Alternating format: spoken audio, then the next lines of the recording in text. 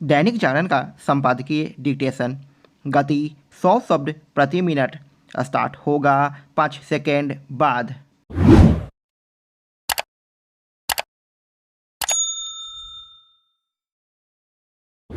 Start.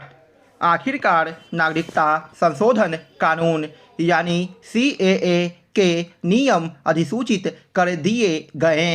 अच्छा होता कि यह कानून और पहले अमल में आ जाता, क्योंकि इससे संबंधित विधेयक को दिसंबर 2019 में ही संसद की स्वीकृति मिल गई थी। इतनी देरी से इस कानून को लागू करने का एक कारण उसका बड़े पैमाने पर विरोध किया जाना दिखता है। यह विरोध इस शरारत भरे दुष्प्रचार की देन था कि यदि यह कानून लागू हुआ तो देश के मुसलमानों की नागरिकता खतरे में पड़ जाएगी। इस दुष्प्रचार में कथित सिविल सोसाइटी के लोग ही नहीं बल्कि कई राजनीतिक दल भी शामिल थे। वे जानबूझकर मुस्लिम समुदाय को भड़काकर उसे सड़कों पर उतार रहे थे, जबकि इस कानून का किसी भी भारतीय नागरिक से कोई लेना नहीं। वास्तव में यह नागरिकता छीनने का नहीं बल्कि देने का कानून है। इस कानून के तहत अफगानिस्तान, पाकिस्तान और बांग्लादेश में पंथ मजहब के आधार पर उत्पीड़न का शिकार हुए उन अल्पसंख्यकों को नागरिकता दी जानी है जो 2014 के पहले भारत आ चुके हैं। यह एक तथ्य है कि अफगानिस्तान हिंदुओं, सिखों से करीब करीब खाली हो चुका है और पाकिस्तान एवं बांग्लादेश में हिंदू, सिख और अन्य अल्पसंख्यक बुरी तरह उत्पीड़न का शिकार हैं। वे अपना अस्तित्व बचाने को हारी हुई लड़ाई लड़ रहे हैं। उनके सामने जान गंवाने, पलायन करने या न चाहते हुए भी इस्लाम स्वीकार करने के अलावा और कोई उपाय नहीं।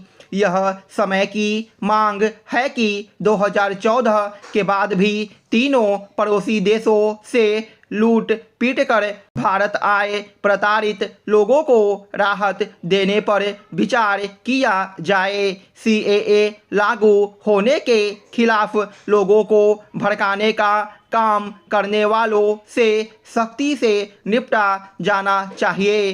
दिल्ली की नाक में दम करने वाले शाहीन बाग सरीखे किसी धरने को सहन नहीं किया जाना चाहिए। इसी के साथ उन राजनीतिक दलों को धिक्कारा जाना चाहिए जिन्होंने इस कानून के विरोध के बहाने राजनीतिक रोटियां सेकने और लोगों को हिंसा के लिए उकसाने का काम किया।